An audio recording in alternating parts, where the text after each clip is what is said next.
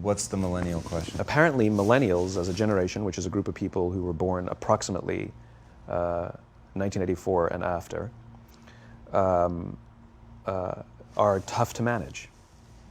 And they're accused of being entitled and narcissistic and self-interested, unfocused, lazy.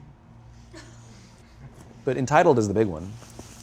And because they confound leadership so much, what's happening is leaders are asking the millennials, what do you want? And millennials are saying, we want to work in a place with purpose, love that. We want to make an impact, whatever that means. We want free food and beanbags. And so somebody articulates some sort of purpose, there's lots of free food and there's beanbags, and yet for some reason, they're still not happy. And that's because they're missing. There's a missing piece.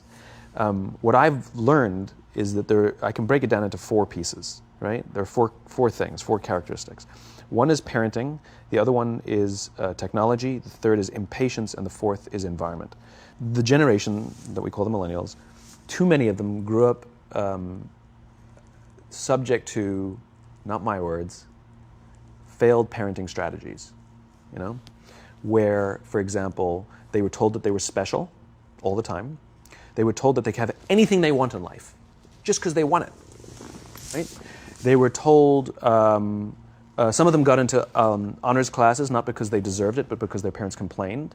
And some of them got A's, not because they earned them, but because the teachers didn't want to deal with the parents. Some kids got participation medals. You got a medal for coming in last, right?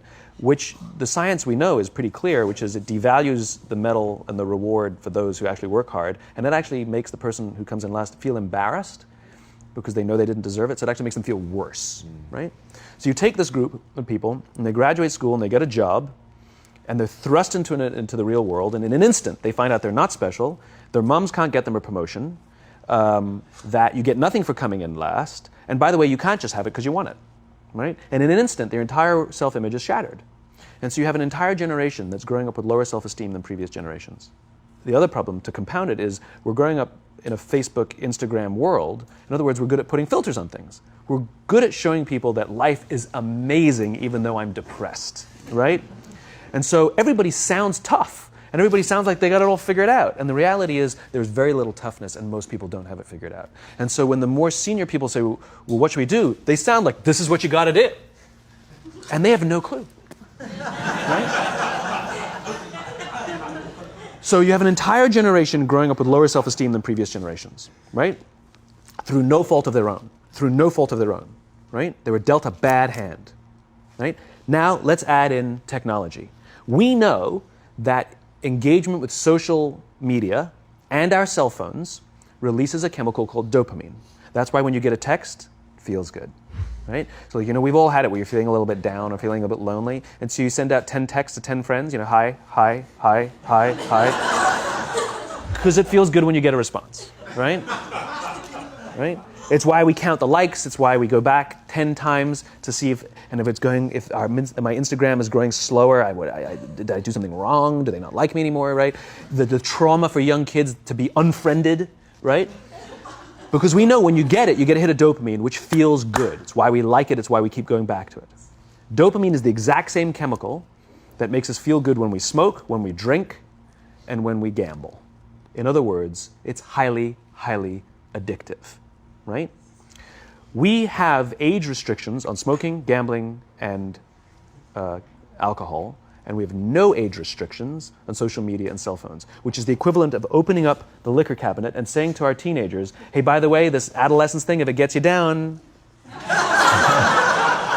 But that's basically what's happening. That's basically what's happening, right? That's basically what happened. You have an entire generation that has access to an addictive, numbing chemical called dopamine through social media and cell phones as they're going through the high stress of adolescence. Why is this important?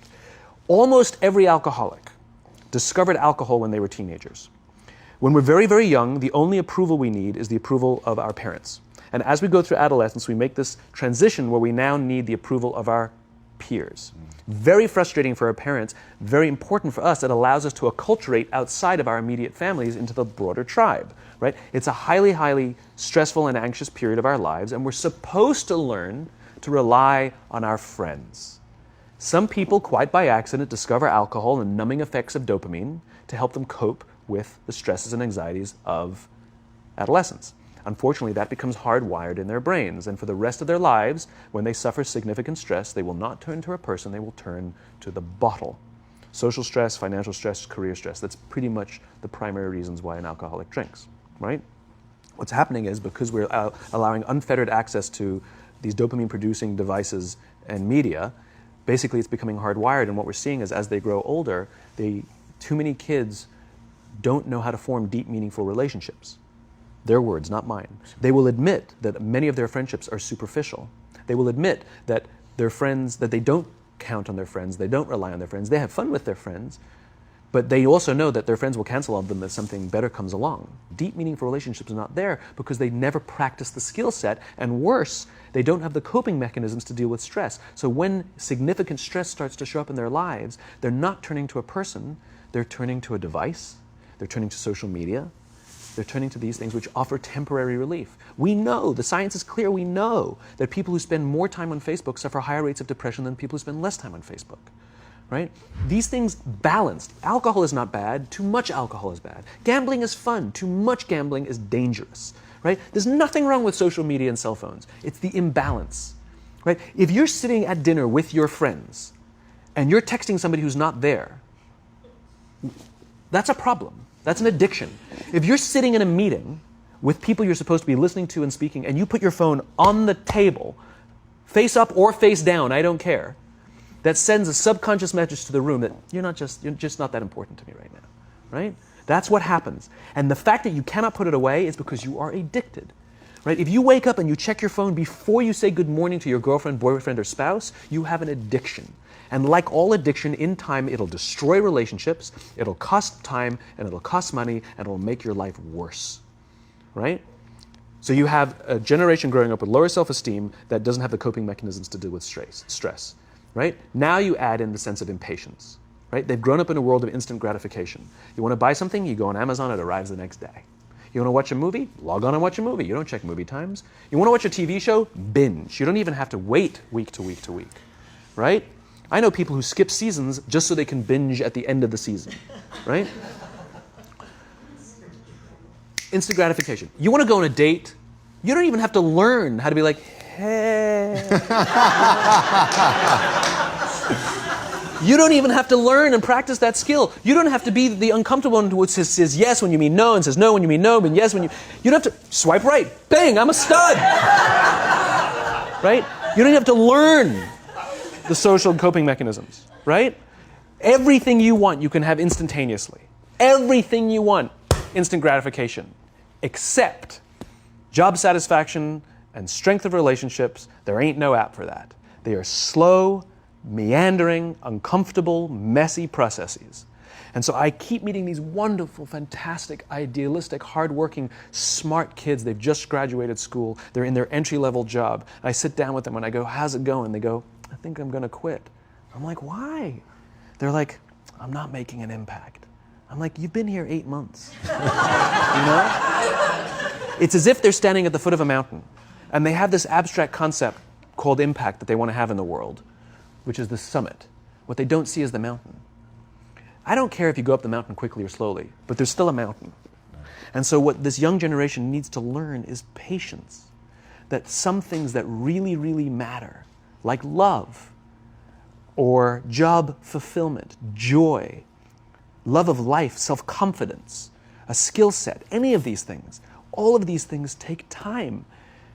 Sometimes you can expedite pieces of it, but the overall journey is arduous and long and difficult. And if you don't ask for help and learn that skill set, you will fall off the mountain, or you will, the worst case scenario, and we're already seeing it, the worst case scenario is we're seeing an increase in suicide rates, we're seeing an increase in this generation, we're seeing an increase in accidental deaths due to drug overdoses, we're seeing more and more kids drop out of school or take leaves of absence due to depression, unheard of.